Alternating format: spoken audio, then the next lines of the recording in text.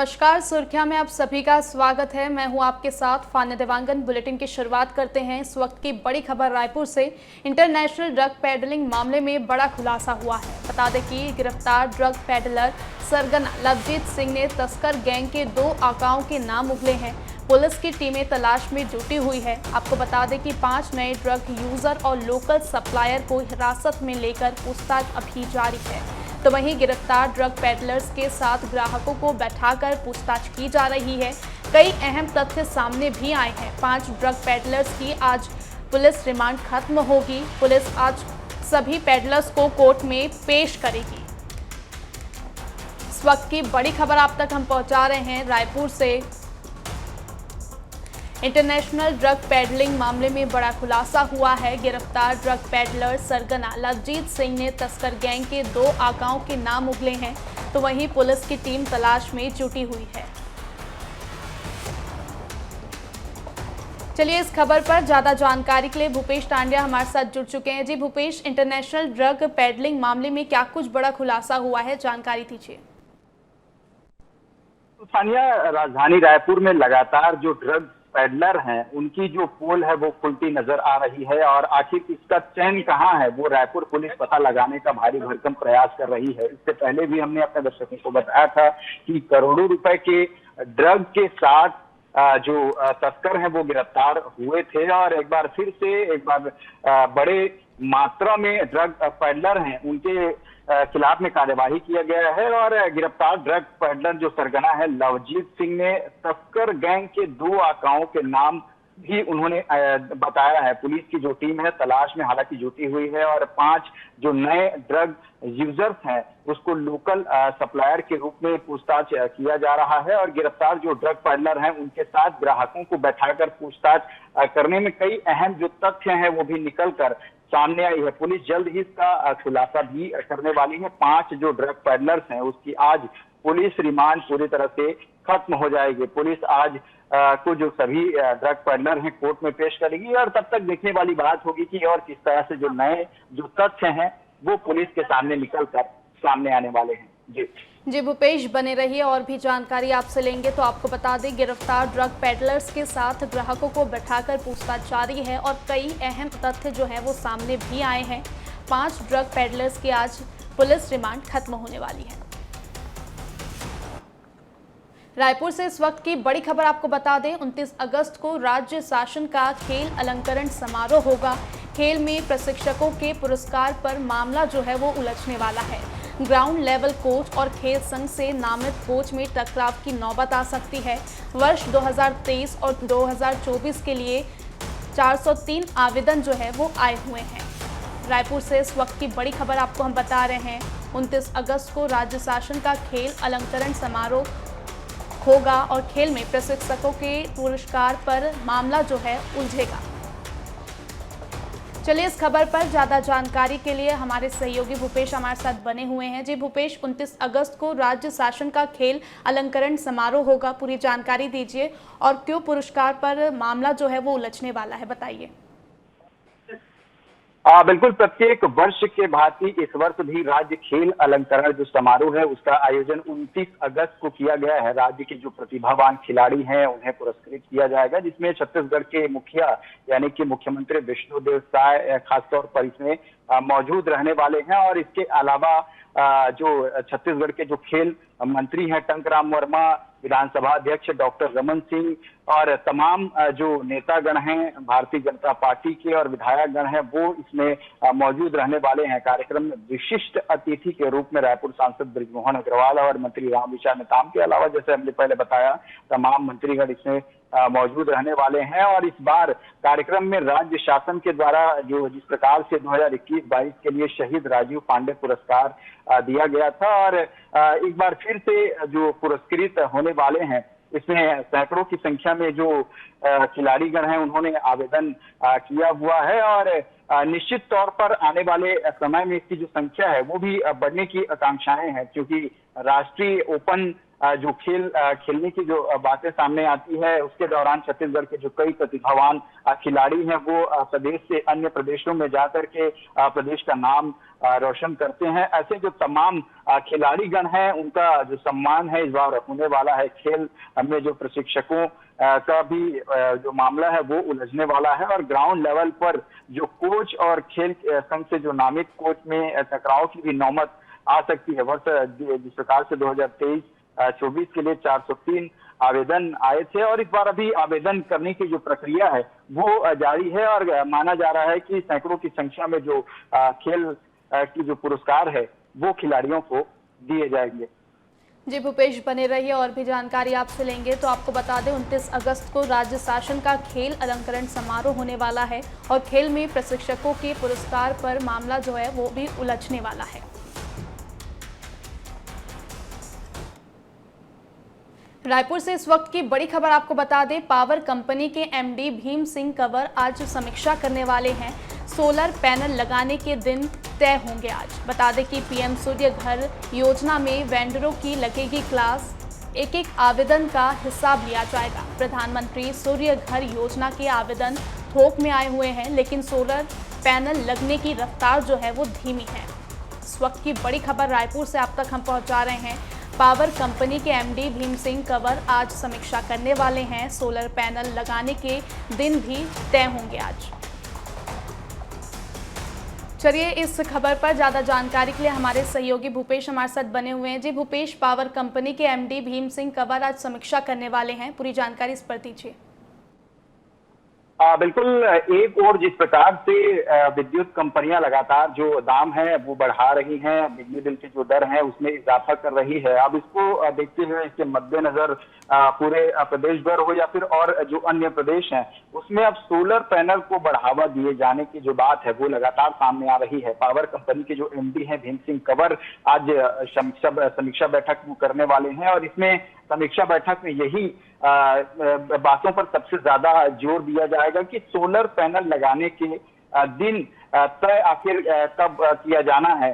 PM सूर्य घर योजना की जो बात है, पीएम सूर्य घर योजना की जो बातें तो सामने आती है, लेकिन इस ओर जो लोगों का जो ध्यान है वो आकर्षित नहीं हो रहा है। इस विषय को लेकर भी वो चर्चा करेंगे और एक एक आवेदन भी लिया जाएगा, आवेदनों का हिसाब भी किया जाना है। और प्रधानमंत्री सूर्य घर योजना के तहत जो थोक में जो आवेदन आए थे सोलर पैनल लगाने की जो रफ्तार है वो आखिर धीमी क्यों पड़ गई है, क्योंकि जिस प्रकार से प्रधानमंत्री की विशेष तौर पर योजना है प्रधानमंत्री सूर्य घर योजना और इस योजना के तहत सभी को विशेष छूट भी दिया जाता है, तो निश्चित तौर पर इस बैठक में समीक्षा बैठक में ये साफ हो जाएगा कि जो सोलर पैनल है वो उसकी रफ्तार धीमी क्यों है और इसमें आगे बढ़ाने के लिए और क्या कुछ किया जा सकता है।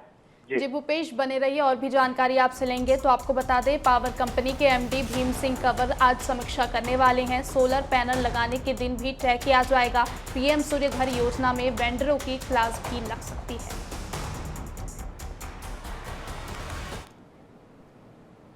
इस वक्त की बड़ी खबर आपको बता रहे हैं, मुख्यमंत्री डॉक्टर मोहन यादव आज भोपाल और ग्वालियर के विभिन्न कार्यक्रमों में शामिल होने वाले हैं। निर्माण कार्यों में पर्यावरण से समन्वय के संबंध पर संगोष्ठी शह कार्यशाला में शामिल होंगे। दोपहर 2:15 पर भोपाल से ग्वालियर रवाना होंगे। आपको बता दें कि दोपहर 3 बजे ग्वालियर में तिरंगा यात्रा में शामिल होने वाले हैं। दोपहर 3:45 पर एकात्म मानव दर्शन हीरक जयंती समारोह में वो शामिल होंगे। शाम 6 बजे स्थानीय कार्यक्रम में शामिल होंगे, तो वहीं शाम 7:50 पर ग्वालियर से भोपाल आगमन होगा।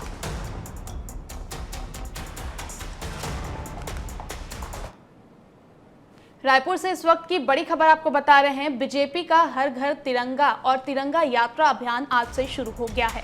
11 से 14 अगस्त तक विभिन्न कार्यक्रम होंगे। 60 लाख घरों और प्रतिष्ठानों में तिरंगा लगाने का निर्णय लिया गया है। मुख्यमंत्री समेत मंत्री, विधायक और बीजेपी के नेता इसमें शामिल होंगे। मुख्यमंत्री चंदाई की तिरंगा यात्रा में शामिल होंगे। बीजेपी जिला मंडल और बूथ स्तर पर करेगी। तो वहीं कार्यक्रम का आयोजन 14 अगस्त को विभाजन विभीषिका स्मृति दिवस पर फोटो प्रदर्शनी का आयोजन किया गया। 15 अगस्त को स्वतंत्रता दिवस के अवसर पर तिरंगा फहराया जाएगा। इस वक्त की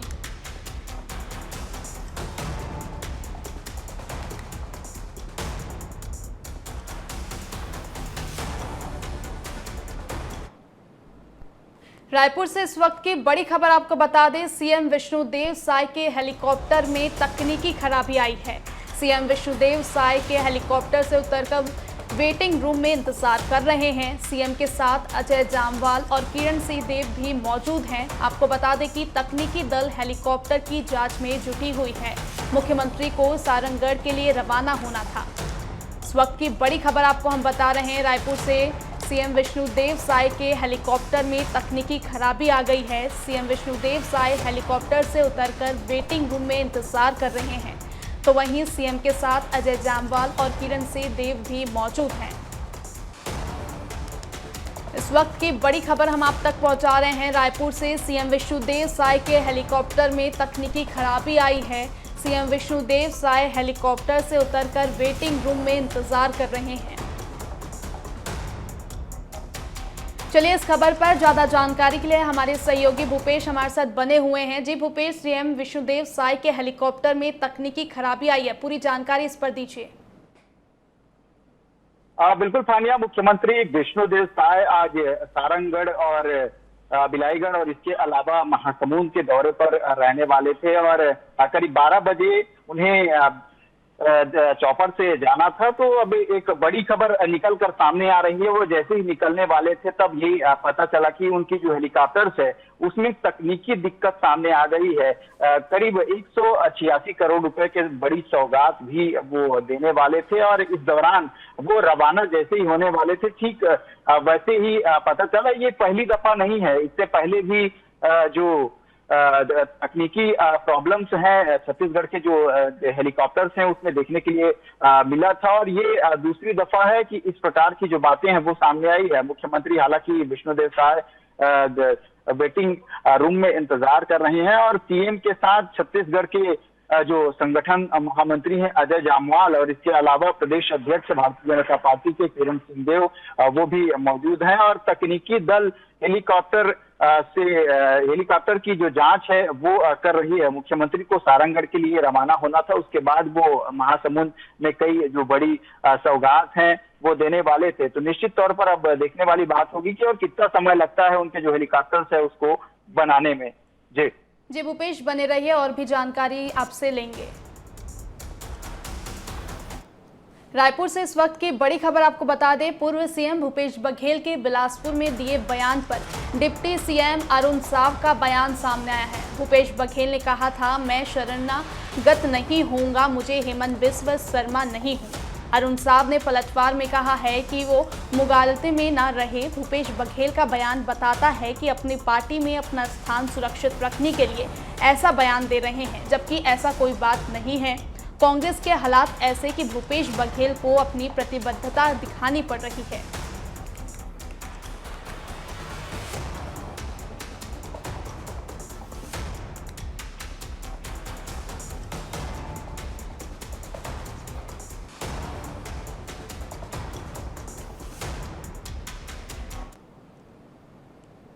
रायपुर से इस वक्त की बड़ी खबर आपको बता दें, कांग्रेस के विभिन्न सोशल मीडिया पोस्ट और उस पर सवाल उठ रहे हैं। जांच की मांग को लेकर पूछे गए सवाल पर डिप्टी सीएम अरुण साव ने कहा है, कांग्रेस पूरी तरह सीएमओ को लांघ चुकी है। राजनीति में कांग्रेस कितना गिरेगी? अमर्यादित बातें अपने ऑफिशियल हैंडल से कांग्रेस नेता कर रहे हैं। ये दुर्भाग्य की बात है कि राहुल गांधी और कांग्रेस के वोट चोरी के आरोपों पर अरुण साव का बयान सामने आया है। राहुल गांधी कभी बूथ के एजेंट तो रहे नहीं, कभी बूथ में वोट निकालते और मतदाता सूची में नाम कटवाने और जुड़वाने का काम करते हैं। तो उन्हें समझ आता जब सारा चुनाव हो गया तब ईवीएम को छोड़कर वोटर लिस्ट पर आकर अटके हैं। अब आगे पता नहीं कहां आकर अटकेंगे। चलिए इस खबर पर ज्यादा जानकारी के लिए हमारे सहयोगी भूपेश हमारे साथ बने हुए हैं। जी भूपेश, जानकारी दीजिए।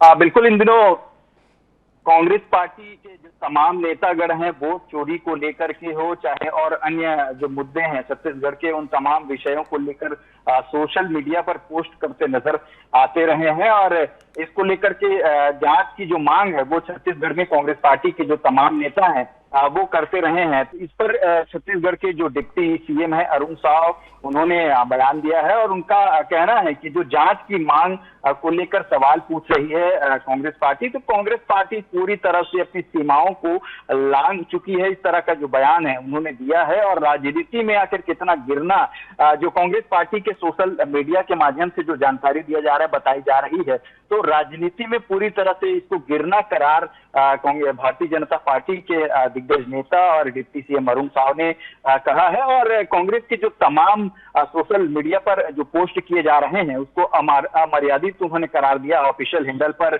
जो कांग्रेस के नेता प्रचार प्रसार कर रहे हैं उसको भ्रामक भी उन्होंने बताया है। राहुल गांधी और कांग्रेस के जो वोट चोरी, जैसा हमने पहले ही बताया, वोट चोरी को लेकर के कांग्रेस पार्टी के जो तमाम नेता हैं प्रेस कॉन्फ्रेंस भी किया था और स्पेशल स्क्रीनिंग भी कल कांग्रेस पार्टी के नेताओं के द्वारा रखी गई थी। तो इन तमाम चीजों को लेकर के डिप्टी सीएम अरुण साव ने कहा है कि राहुल गांधी कभी बूथ के एजेंट तो रहे नहीं है, क्योंकि जब वोट की मतगणना होती है तो विशेष तौर पर सभी पार्टियों के एजेंट तैयार किए जाते हैं। तो उन एजेंट पर सवाल उठता है, वो एजेंट आखिर कहाँ रहे हैं? वो तो गिनती में साफ तौर पर शामिल रहे हैं, चाहे मतदान के समय हो या फिर मतगणना के समय हो। दोनों सिचुएशंस पर जो दोनों पार्टियों के जो नेता हैं वो रहते हैं। तो उस समय कहाँ थे राहुल गांधी? बूथ के एजेंट तो नहीं है, कभी बूथ में वोट निकालते और मतदाता सूची में नाम कटवाने और जुड़वाने का काम करते,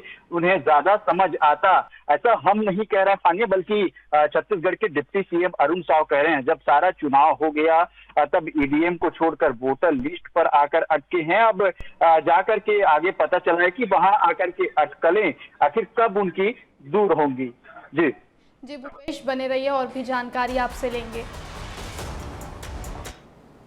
रायपुर से इस वक्त की बड़ी खबर आपको बता दें, धर्मांतरण के लगातार आ रहे मामले को लेकर डिप्टी सीएम अरुण साव का बयान सामने आया है। आपको बता दें कि उन्होंने कहा है कि भाजपा सरकार बनने के बाद प्रदेश में लगातार धर्मांतरण के खिलाफ कार्रवाई हुई है, जिसके बाद जगह जगह पर धर्मांतरण के मामले सामने निकल कर आ रहे हैं। राज्य में जब कांग्रेस की सरकार थी तब धर्मांतरण को संरक्षण मिला था, तब लोग शिकायतें भी नहीं करते थे। अब शिकायत भी कर रहे हैं और कार्रवाई भी हो रही है।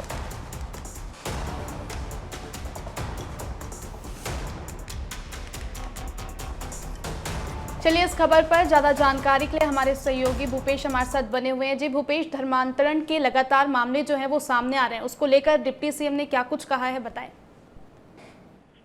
बिल्कुल, ये जो धर्मांतरण का मामला है न केवल अभी का मामला है, बल्कि पहले भी हमने देखा था। कांग्रेस की सरकार में आपने देखा भी होगा, सुना भी होगा कि किस तरह से जो धर्मांतरण के जो प्रकरण है वो सामने आते रहे हैं। हालांकि इस पर पूरी तरह से प्रदेश की जो राजनीति है, राजनीतिक पार्टियां हैं, वो अपनी अपनी रोटी सेकते हुए नजर आते रहे हैं। और एक बार फिर से ये जो धर्मांतरण का मसला है फिर बढ़ता हुआ नजर आ रहा है। छत्तीसगढ़ में अब सत्ता की उलटफेर होने के बाद, कांग्रेस पार्टी की सत्ता जाने के बाद, भारतीय जनता पार्टी की सत्ता आने के बाद कांग्रेस पार्टी अब सवाल उठा रही है कि बीजेपी के शासनकाल में जिस प्रकार से जो धर्मांतरण का मसला है वो प्रदेश में बढ़ रहा है और इस पर प्रदेश की जो सरकार है वो कार्यवाही नहीं कर रही है। इस प्रकार के जो बयान है कांग्रेस पार्टी चाहे सोशल मीडिया के माध्यम से हो या फिर मीडिया के माध्यम से हो, अपने बयान देते नजर आते रहे हैं। लेकिन अब छत्तीसगढ़ में जिस प्रकार से धर्मांतरण का जो खेल चल रहा है, इसमें कई जगहों पर कार्यवाही भी हमें देखने के लिए मिली है। और इसी पर छत्तीसगढ़ के डिप्टी सीएम अरुण साव ने कहा है कि भारतीय जनता पार्टी की सरकार बनने के बाद लगातार जो धर्मांतरण के खिलाफ जो कार्यवाही हुई है, जिसके बाद धर्मांतरण जगह जगह पर जो सामने आ रहे थे वो अब बंद हो गए हैं। राज्य में जब कांग्रेस की सरकार थी तब संरक्षण उन्हें मिलता था और तब लोग शिकायतें भी नहीं करते थे, ऐसा डिप्टी सीएम अरुण साव कह रहे हैं। और अब शिकायतें भी लोग कर रहे हैं, क्योंकि कुछ दिन पहले हमने देखा था कि छत्तीसगढ़ के जो गृह मंत्री और डिप्टी सीएम है विजय शर्मा, उन्होंने अपने सोशल मीडिया हैंडल पर लिखा था कि जहां भी अगर इस तरह की बातें सामने आती है, कहीं घुसपैठियों की बात हो या फिर धर्मांतरण का मसला हो, तो निसंदेह एक टोल फ्री नंबर दिया गया था, उस टोल फ्री नंबर पर शिकायतें कर सकते हैं। इस प्रकार की जो बातें उन्होंने कही थी, तो इसी का जिक्र छत्तीसगढ़ के डिप्टी सीएम अरुण साव ने भी कहा है और उन्होंने कहा है कि अब शिकायतें भी कर रहे हैं और निश्चित तौर पर जो तमाम धर्मांतरण के जो मामले सामने आ रहे हैं उस पर कार्यवाहियां भी प्रदेश सरकार के द्वारा किया जा रहा है। जी भूपेश, तमाम जानकारी के लिए आपका शुक्रिया।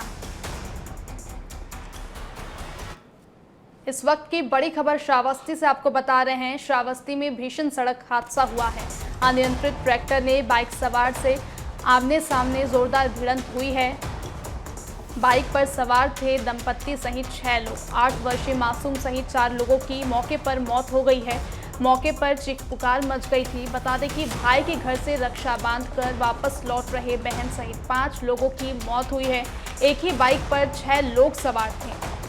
आपको बता दें कि 5 की मौत हो गई है, एक अन्य घायल हो गया है। थाना क्षेत्र हरदत्त नगर गिरन के बेगमपुर की ये पूरी घटना बताई जा रही है। सूचना पर स्थानीय पुलिस पहुंची हुई है और घायलों को अस्पताल भेजा जा रहा है। ट्रैक्टर को कब्जे में लेकर पुलिस जांच में जुटी हुई है। पुलिस अधीक्षक ने जिला अस्पताल पहुंचकर घायल व्यक्ति से मिलकर हाल जाना है।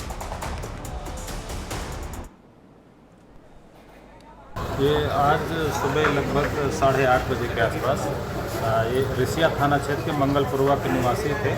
ये जा रहे थे अपनी बहन को छोड़ने, रक्षाबंधन में आए थे और नवाबगंज थाने के पहले हरबंसपुर चौकी क्षेत्र जो हमारा गिरन थाना लगता है, वहाँ पे इनका ट्रैक्टर से एक्सीडेंट हो गया है, जिसमें से लगभग 5 लोगों की डेथ हुई है और एक जो है वो गंभीर रूप से घायल है। इनका इलाज यहाँ चल रहा है। हम डीएम साहब देखने आए थे और इनका सुचारू रूप से इलाज चल रहा है। शेष मर्चरी में डेड बॉडी नियमानुसार कार्रवाई की। सर, जो मृतक थे क्या बाइक सवार थे सभी? हाँ, मृतक हाँ बाइक सवार थे और अब मौके पर जाकर के और गहराई से छानबीन करेंगे क्या कैसे। बहराइच से इस वक्त की बड़ी खबर आपको बता रहे हैं। बहराइच में ट्रेन की चपेट में आकर युवक का पैर कट गया है। विशेश्वरगंज थाना क्षेत्र के लखन गोरा गांव निवासी है 26 वर्षीय सत्यदेव पयागपुर रेलवे स्टेशन के पास ये हादसा हुआ है। गंभीर हालत में युवक को इलाज के लिए भर्ती कराया गया है। बता दें कि बहराइच मेडिकल कॉलेज में युवक का इलाज चल रहा है। बहराइच के थाना पयागपुर क्षेत्र स्थित रेलवे स्टेशन का मामला बताया जा रहा है। रायपुर से इस वक्त की बड़ी खबर आपको बता रहे हैं। छत्तीसगढ़ में वोट चोरी पर सियासत बढ़ गई है। तीखे बयानों के बाद सोशल मीडिया पर पोस्टर जारी किया जा रहा है। फर्जी वोट का कार्टून पोस्टर कांग्रेस ने जारी किया है।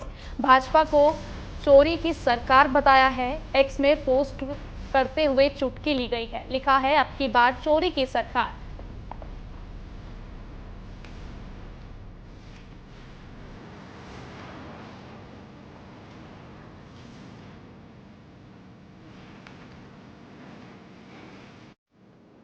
रायपुर से इस वक्त की बड़ी खबर आपको बता दें। छत्तीसगढ़ की बिजली व्यवस्था पर सियासत जारी है। सोशल मीडिया पर कांग्रेस ने सरकार को घेरने का प्रयास किया है। अनियमित और महंगी बिजली मिलना बताया है। किसान, व्यापारी, आम जनता को परेशान होना बताया है। अलग अलग पोस्टर के माध्यम से निशाना साधा गया है। कांग्रेस शासनकाल में 2 पैसे बिजली बढ़ोतरी की बात कही है।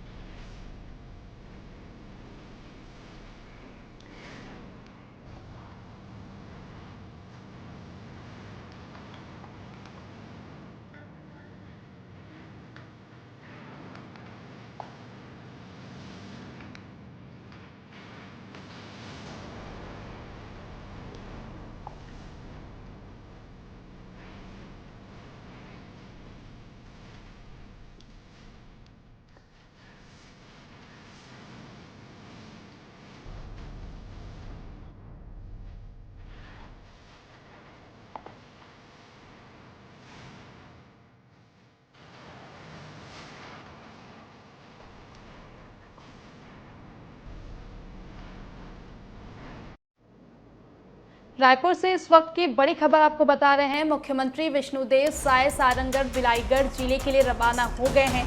कांकेर जिले में प्रभु श्री राम के मूर्ति को मारने का वीडियो वायरल हुआ है। मामले में मुख्यमंत्री विष्णुदेव साय का बयान सामने आया है। जो भी गलत काम करेगा उस पर कार्रवाई होगी।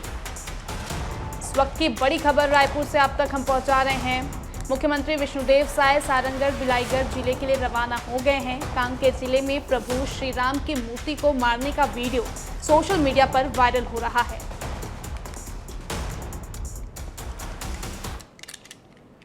इसी के साथ इस बुलेटिन में फिलहाल इतना ही। नमस्कार।